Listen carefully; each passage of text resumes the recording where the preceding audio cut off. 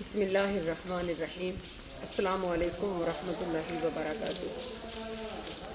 اہل بیت کے ساتھ محبت کرنا ہمارا ایمان ہے، کیونکہ آقا علیہ الصلوۃ والسلام کائنات کے تاجدار رحمت عالم صلی اللہ علیہ وآلہ وسلم نے خود فرمایا، لا اسألکم علیہ اجرا الا المودۃ فی القربى، میں تم سے کوئی اجر نہیں مانگتا مگر اہل بیت کے ساتھ، میرے قرابت داروں کے ساتھ مودت کرو، عشق کرو، محبت کرو۔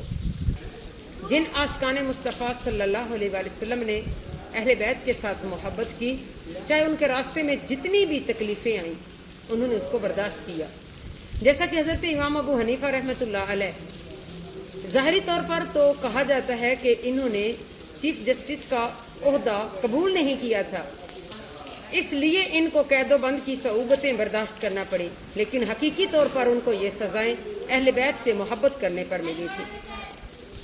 حضرت امام مالک رحمۃ اللہ علیہ کو کوڑے کھانے پڑے، حضرت امام شافعی رحمۃ اللہ علیہ کو پاؤں میں بیڑیاں باندھی گئیں، اور انہوں نے پھر بھی آقا علیہ الصلوۃ والسلام کے اہل بیت کے ساتھ محبت کی۔ حتیٰ کہ حضرت امام شافعی رحمۃ اللہ علیہ نے فرماتے ہیں کہ اگر تم مجھے رافضی کہتے ہو تو ہاں میں رافضی ہوں، کیونکہ میں اپنے پیارے محبوب صلی اللہ علیہ وآلہ وسلم کے آل اولاد کے ساتھ محبت کرتا ہوں۔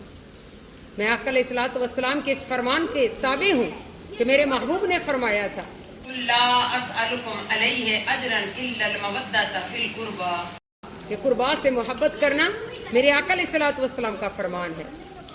تو میرے عزیز محترم، جو اہل بیت سے محبت کرتا ہے، ان کے غم کو اپنا غم سمجھتا ہے، اللہ رب العزت کی اس پر رحمت ہوتی ہے۔ اللہ رب العزت اپنے پیارے حبیب صلی اللہ علیہ وآلہ وسلم کا صدقہ ہمیں اہل بیت کے ساتھ عشق عطا فرمائے۔ آقا علیہ الصلوۃ والسلام کے عشق کے صدقے ہمیں اہل بیت کی سیرت پاک پر عمل کرنے کی توفیق عطا فرمائے، آمین۔